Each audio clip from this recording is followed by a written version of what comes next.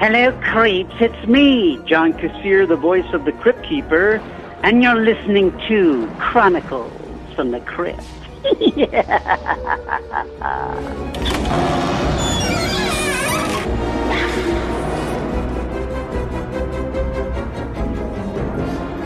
Hello there, I'm Casualty Chris. And this is Father Malone. Boy, I picked a really shitty nickname, didn't I? Nah, it's pretty good, actually.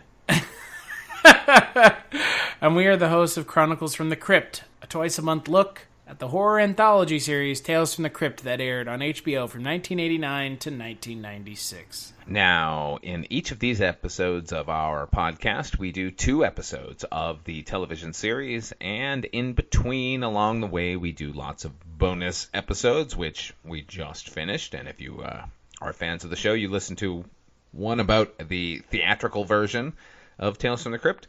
And, yeah. Yeah, we're here. It's season 5. Oh my God, we're round the bend. Yeah, we are in the home stretch here, I guess one might say. It's been a while to get back to where we started doing this again. So we're almost there. It's towards the end of this season, but we're here now to talk about the first 2 episodes of season 5, Death of Some Salesmen and As Ye Sow. Well, kiddies, I'm afraid our designer hanger offer has expired. Would somebody please get Mr. De La Renta out of here? Next up on the Home Chopping Network, it's time for the Crypt Keeper's Fashion Boutique. Today we're featuring my full line of après-vie death care products. We've got everything from face scream to mascara. Try some. It's the best thing you can do for demise. Or maybe I could interest you in tonight's special. It's a tasteless tidbit about a traveling cemetery plot salesman who's about to make a grave mistake. I call it Death of Some Salesmen. So Death of Some Salesmen aired October 2nd, 1993. It is directed and written by Gilbert Adler. It stars Tim Curry, Ed Begley Jr., and that's it. Well, Yvonne DiCarlo is also in it. For like a second. For a second, but Yvonne DiCarlo, obviously. Lily Munster makes an appearance in Tales from the Crypt this particular week, this episode. So what did you think of this episode? I like it. I enjoyed it. Yeah, it's interesting, right? It's good, man. Like, fun episode. Not necessarily a comedy episode, but erring on the side of comedy, as I think Gilbert Adler and A.L. Katz, who, by the way, is the other screenwriter or teleplay writer on this particular episode, tended to hew towards. Now, quite often, we always wonder who's running the ship here. At this point, at Season 5, it's these 2 guys, Gilbert Adler and A.L. Katz. You know, what we've got here is Tim Curry playing 3 different roles, a father, mother, and daughter, in a far-flung, hard-to-reach farm where Ed Begley is a con man who's come to bilk them out of their money. I do want to point out, of course, that as with most episodes of Tales from the Crypt, this is not a Tales from the Crypt adaptation. This is, in fact, a Haunt of Fear number 15, which was written and drawn by the inimitable, the amazing Mr. Jack Davis. The story in the comic is close to what we get on screen. Here in the episode itself, Ed Begley is a con man who shows up at their farm. He has been going around the country bilking people out of their money with promises of a funeral plot. And if they only give him $250, they're not only going to get a funeral plot for themselves, but the insurance company is going to pay them $10,000. In the original comic, a little bit different. It is a actual salesman. He is not a con man in any way.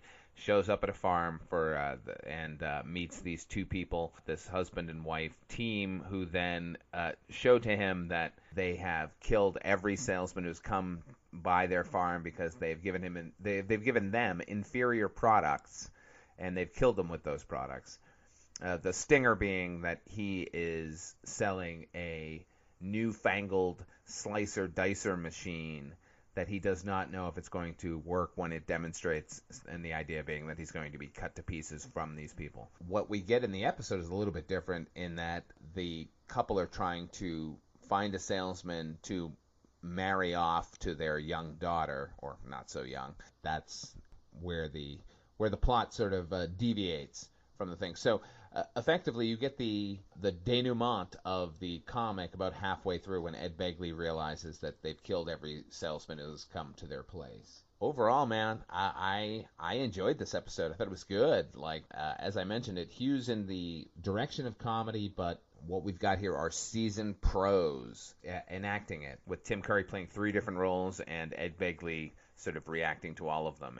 And I love both Tim Curry and Ed Begley, so, can't go wrong. I like it. I just find it has way too many similarities to Nothing But Trouble. Right? I mean, I can't be the only one. And you're laughing because okay. you know I'm right. I kind of do. When did Nothing But Trouble come out?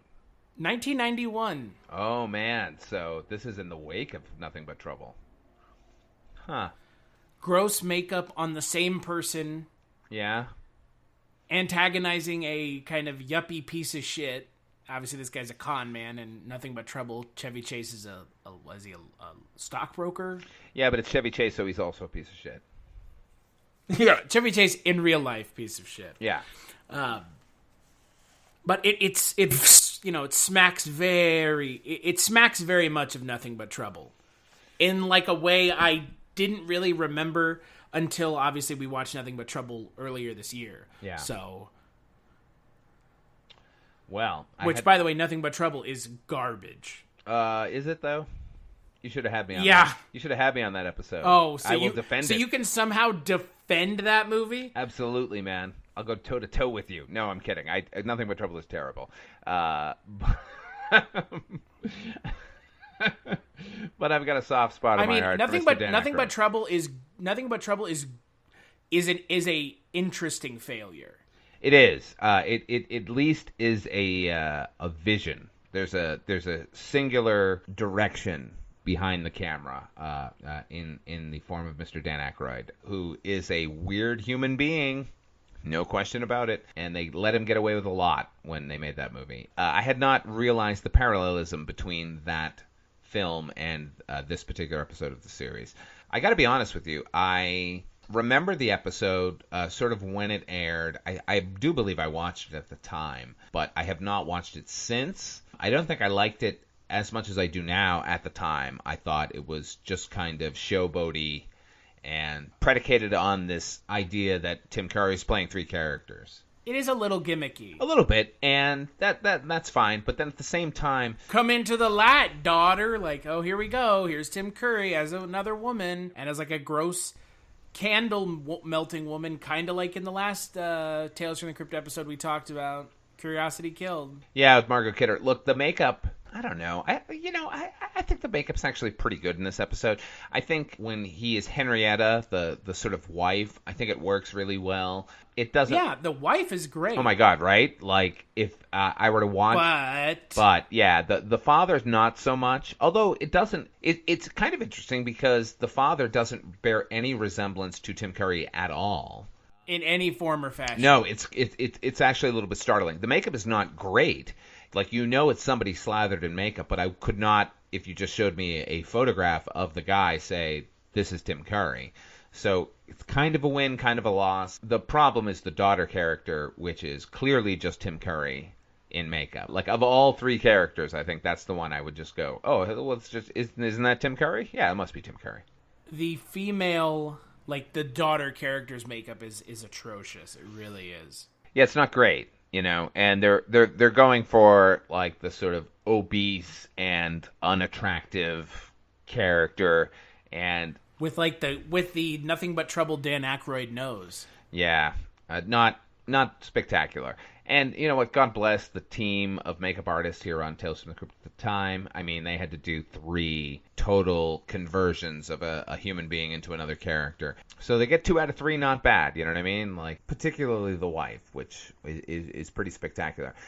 And the next episode, I kind of noticed in between that both episodes, the director of photography is a guy named John Leonetti. I think in this case, and this just might be a function of filming an episode with 3 characters played by the same actor, which must have taken a lot of time. So it tends to be lit in a way that they can sort of turn over very quickly. But I think, with proper lighting, each of these characters could have looked really spectacular. Unfortunately, we get kind of the typical sitcom lighting. So all the flaws become much more evident, if that makes sense. Oh, I agree. I mean, the way that it's lit, when it comes to practical effects, the way that it's lit probably matters more than anything else. Yeah, particularly with a sort of special effects makeup driven episode, like you have to go the extra mile to showcase the makeup. And a lot of filmmakers and television directors just don't kind of understand that. They kind of go with it, and you have to spend a little more time when you're slathering somebody in makeup to make it look. It may be a matter of shadows and highlights in order to get it to look realistic. And I don't know how many weeks or days they were given to shoot these episodes, probably about a 2-week period. And in this case, it does a disservice because ultimately you have Tim Curry, who is acting his goddamn heart out, even in a half-hour episode of some horror anthology series, and he's giving life to each of these 3 characters in very distinct ways. So, take an extra half an hour, 45 minutes, an hour, and light it correctly so we, as an audience, visually can accept that this is a different character. I will say, look, in the age of CGI and like how easy it is to not even like create a CG character necessarily, but you shoot somebody on a green screen and can sort of just drop them into a shot. Like, this would be very easy to do right now. Back when this was shot, right, clearly they're filming and then winding the camera back in certain shots and filming again in order to get that performance, which might kind of ameliorate my criticism of the lighting scheme because of that sort of technical problem. If it was a feature film, they probably would have given a little more time and a little bit more budget to that. Watching it now, it's, the makeup ends up suffering because of it, unfortunately. Well, and the other thing I think that really would have fixed these episodes, because I notice on a lot of our podcast episodes, we talk about how you can fix it if it's broken. And the way that, in my mind, you fix this episode is either have one female character or the other, but not both. Yeah, and that kind of throws back to the comic. 2 is too many. Yeah, exactly. 2 is too many. And I feel like the female daughter character is unnecessary. And again, right back to Nothing But Trouble. That character in that movie is married off to the main character, played by Chevy Chase. Just like in this episode, the same thing happened. Yeah, I mean, the daughter character is an invention of A.L. Katz and Gilbert Adler in this case. And I don't necessarily think that they could have jettisoned the wife character and concentrated more on the daughter. This is just a guy on a farm living with his daughter, and he wants to marry her off. And that could have been good. Like, I'm not sure why we needed all 3 characters to be played by Tim Curry, other than it's, an interesting technical challenge. 1 is good, 2 is better, 3 is a mad flex, except when it's not. Yeah, like, you've got 26 minutes or so to tell us this story, and at some point the ball got dropped a little bit there. But man, Tim Curry, man, he's really good. He's really good. I did notice. But is Tim Curry not ever good? That's the ultimate problem with this episode. Is I think for the most part you could have put a dog shit sandwich on screen, and Tim Curry and Ed Begley Jr. still would have elevated it. Yeah, that's the thing. Like, I love those 2 guys a lot. I did notice this is kind of an interesting just phenomena, I suppose. Ed Begley is a enormously tall individual, right? I mean, he's 6'4". So you've got him on screen with these 3 characters, effectively all pitched at Tim Curry's height, and Tim Curry looks really tiny. And so I actually went and looked up the heights of these people because I knew Ed Begley's 6'4". I don't know why I'm specifically fixated on Ed Begley, but turns out Tim Curry is 5'9", right? Which Yeah. I would never in my life have guessed, because I think for you and me and most people, we think of Tim Curry as Frankenfurter from Rocky Horror. He is so huge in that part. Like, he just dominates every single frame, that I thought he was an enormous human being. I guess I'm just praising Tim Curry here because it speaks to the level of control he exerts when he walks on screen, that you think he's the biggest person in the room. Because a 5'9", I'd be looking down on him if I met him in person, and yet, he's kind of diminutive. It was a bit shocking watching him on screen, interacting with Ed Begley in this situation. But as you said, I think I think the episode's pretty good overall. I don't think it does anyone a disservice. I do think, however, if we had put Tim Curry into any of the episodes that we have outright said skip previously, I don't know that I would have been so quick to make that assumption or make that decision, because he is an enormous talent. Just everything he's in, he's really great. Yeah, no, I mean, Tim Curry's the best part of this episode. Ed Begley's a close second. I mean, it's pretty predictable. You know where the episode is going from, probably the 10-minute point. Yeah. And considering how these are 23 minutes long, I mean, that's pretty much halfway through the episode. But you know Ed Begley Jr. is going to get it. You know that Tim Curry's characters are all in on it. It's a good episode, don't get me wrong. But it's as much as I like it, it's not it's not the most creative episode either. No, it's good. Yeah, but it doesn't break the mold either. It doesn't. But I gotta say, and we've said this a lot. I don't need it to break the mold. No, it doesn't. Comparatively, if we're judging it that way, it is leaps and bounds above what we've been getting recently, particularly all throughout season 4. And we often wonder, this is your first episode when it comes to particular seasons, this is what you're going to go with.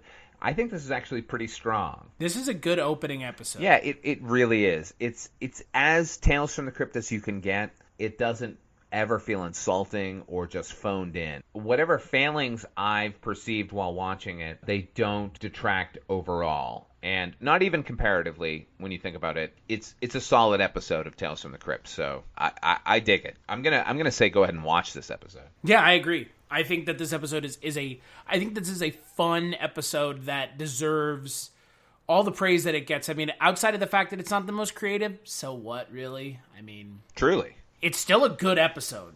And sometimes you don't need it to break the mold entirely. It just needs to be a good, solid episode. Yeah, I mean, and that's what it is. Yeah, at the worst, these episodes should be enjoyable and a good watch. And I don't think any time while I was watching it, I was just like, oh, come on. That's the hallmark of a good episode.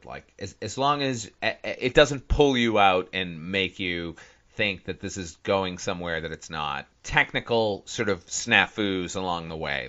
There's some problems with the makeup in the episode. There are some problems with the lighting as far as I'm concerned. But when you look at it, that's small potatoes. I enjoyed it a lot. And I enjoyed it too. I think it's a good episode. However, let's talk about the next episode, As Ye Sow. You've got to help me, Dr. Viscus.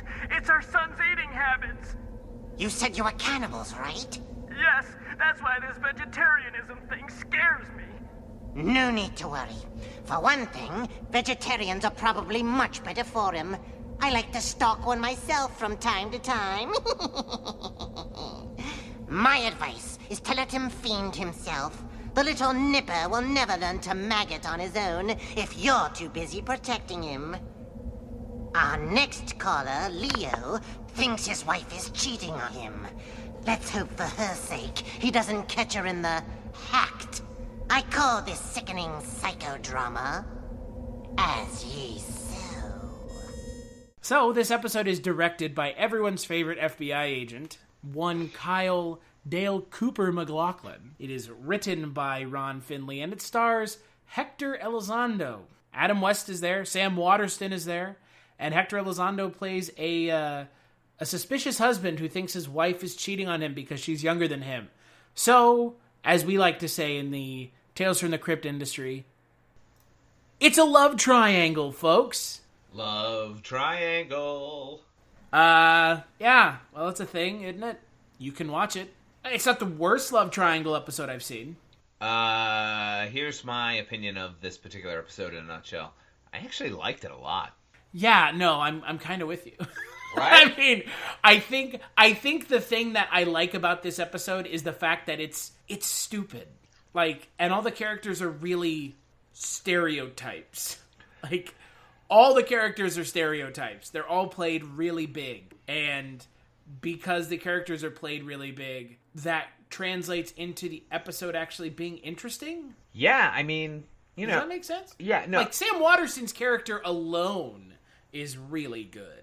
Really And good. then- Well, that's, you know, I think this is an example of Tales from the Crypt episode where the material is okay, but if you put a bunch of heavy hitters in front of the camera, they're going to deliver. Like, if you can put the most puerile dialogue in somebody's mouth, and if it's someone in the quality of Hector Elizondo or John Shea or even Adam West here, they're going to deliver, man. Like, these are pros. You and I have a long history of hating the love triangle episodes on Tales from the Crypt. I mean, it has become a running joke. Yeah, I mean, we're not fans. In this case, it all kind of hangs together. Before we go further, I do want to point out, as most episodes of Tales from the Crypt, except in our next episode, which I think both episodes are based on Tales from the Crypt, the comic, this one, because I think 99% of the love triangle episodes are not from Tales from the Crypt comic. They're actually from Shock Suspense Stories. This is no exception. Shock Suspense Stories,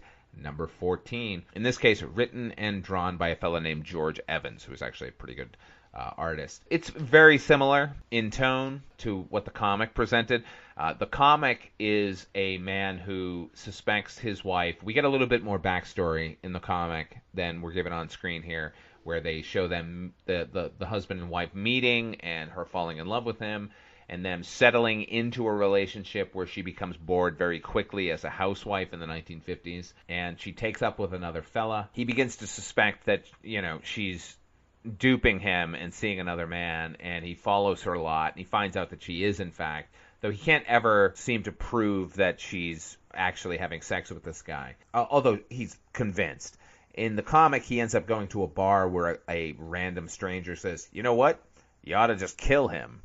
And I know a guy who can do that for you. And he pays this guy to murder the man that the wife is seeing. He actually confronts the wife, you know, says, I know what's going on. And she's just unrepentant. She's like, yes, I am. And why wouldn't I? He's everything you're not. And I'm running away with him. I'm going to be at this particular train platform at a certain time. And if you want to see me off, feel free to do so because I'm leaving you. He's already hired the hitman. She ends up having a change of heart, comes back to him, and says, I'm sorry, I lost my mind for a minute, but I love you and I want to stay with you, at which point the hitman shows up and kills him. Okay, so we've got a little bit of differentiation as far as what this story is, which is him hiring the husband, I should point out, played by Hector Elizondo, hiring a private eye, or a couple of different private eyes, because he suspects his wife is having an affair. In the episode, at least, it turns out that she's not. That seems to be more of a twist than anything, because this is a love triangle episode, but it turns out to be not a love triangle at all. Like, she is devoted to him. She's just... Doesn't it remind you of that one episode that we watched with the baby? Which episode? And the pregnant lady?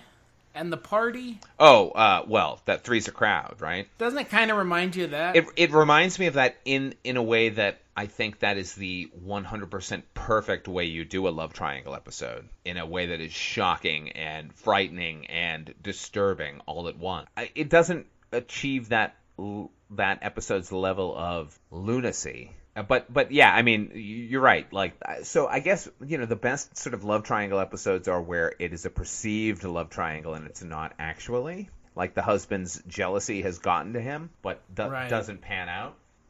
I like this episode a lot, honestly. And as I said, a lot of it has to do with the actors on screen, particularly Hector Elizondo. He has, you know, he passed away, did he not? I'm pretty sure he's gone now. Is Hector Elizondo no longer with us? I feel like he is. Hector Elizondo definitely still with us. Oh, well, good for him. But I'll tell you what. I mean, any project of his that's coming out soon. Yeah. I mean, we won't be seeing Hector Elizondo. Hector Elizondo, I think, was on a TV show as recently as last year. Good for him. I'm glad he's out there kicking still because, in the past 20 or 25 years, he's been relegated to mostly like romantic comedies as a sideline character. It's easy to forget. Right. Easy to forget what a good dramatic actor he is. My first experience with Hector Elizondo, well, that's not true. I'm sure I've seen him in sort of any 80s comedies or 90s comedies. The one that makes the most impact for me is he was in a movie called The Taking of Pelham 123 back in the early 70s, where he plays a character who is a mercenary hired to take over a subway train. And of the four guys who are taking it over, he's the psychotic character in it. And he's fucking scary in that episode. And I tend to forget about that episode, or rather that film and that performance, because he's just become so mired in romantic comedies ever since. But when he turns it on, man, he's as good as anything. And I think he's really good here. Like, I'm not necessarily on this character's side, but at the same time, like, he's totally committed to the part and kind of scary. I have really only seen him in The Princess Diaries. Right, well, there you go. Like, sort of light comedy. And this episode. And he does comedy really well, but at the same time, like, when he turns it on, it's pretty spectacular. Well, same with Sam Waterston. I mean, Sam Waterston, I don't think people know him from pretty much anything other than Law and Order. Right, which is... But he's great in this episode, too. Yeah, man. Well, Sam Waterston's great.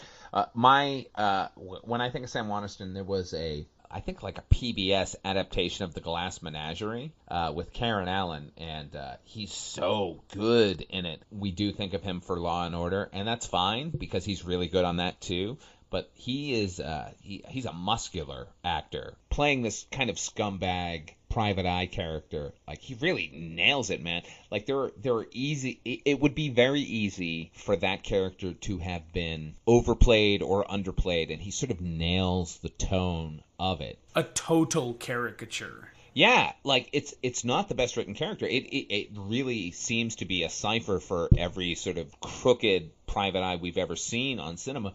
But he pulls it off, man. Like, he does a scene where he's eating Chinese food while he's, like, describing the fact that he knows that this guy's wife is cheating on him. And it seems so actorly in setup, where you're given this slob kind of character, but it doesn't seem fake at all. And I gotta say, man, if I want to lay the laurels at anyone's feet for this particular episode and why it works as well as it does, it's Mr. Kyle MacLachlan. I'm staggered by the direction of this episode. It's really, really good. Which is funny considering, how bad his episode that he was actually on the show was. But you know what? Like, if that episode led to it's like he one, redeemed it. Yeah, that's... well, I'm saying, like, he redeemed it by directing this episode. It's unfortunate because the episode that he was on was just kind of It was kind of a non-issue. It was okay. He's really good in it. And he was sort of playing against type, which was a nice thing. But as far as playing against type goes, like, what he does here as a director, like, it makes me a little bit sad that he didn't marshal those creative forces in that direction. I think he's a really good director. Everything I was complaining about in the last episode, as far as, like, lighting goes and stuff, this is the same director of photography, John Leonetti. And, like, I never felt this was set-bound at any point. Like, it all very cinematically shot. I think the actors he assembled, and who knows how much influence he had sort of as a director, but as far as, like, nailing down the performance on set. But sometimes all it takes is a guy knowing these actors are going to do the job and hiring them and putting them in those parts. And I think he did a spectacular job here. I'd like to point out also John Shea, who plays Father Sajak, the perceived third angle of the triangle in this episode. Like, he's saddled with nothing but double entendres for his one scene with... Perceived double entendres. Yeah, man. They're like... Well, yeah, that's the thing. That is why it's so good, because... Like, on the page and in lesser hands, they would have been obvious "I'm fucking your wife" kind of moments. Very ham-handed. John Shea just makes it seem like this is a guy who is a forward-thinking priest, and he's just talking about his love of his profession and his congregation, and it could go either way. There's an ambiguity to how he presents what he's presenting that is really amazing. Not to mention, look, the sort of religious angle, by the way, is completely absent from the original comic. The fact that they've made this a priest and that she's having an affair with him potentially, and then what we get is Hector Elizondo's twisted fantasy about, like, her having sex with him in a confessional. Like, it's so crazily sacrilegious back in the early 90s. I don't know. I kind of marvel at the episode as far as where they were willing to take it. There's a shot where Hector Elizondo is outside the confessional where he perceives his wife is in there having an affair with him when she's not at all. There's some shots of him standing with, like, a Virgin Mary statue, which are just beautiful. I don't know, man. Kyle MacLachlan, he did a spectacular job directing this. They should have hired him more to do more episodes, because it walks a line between sort of sacrilegious and horror, and I would be curious to see what he would have done with a straight horror episode where we have somebody shambling out of the grave, you know what I mean? I like this episode a tremendous amount. It's a lot better.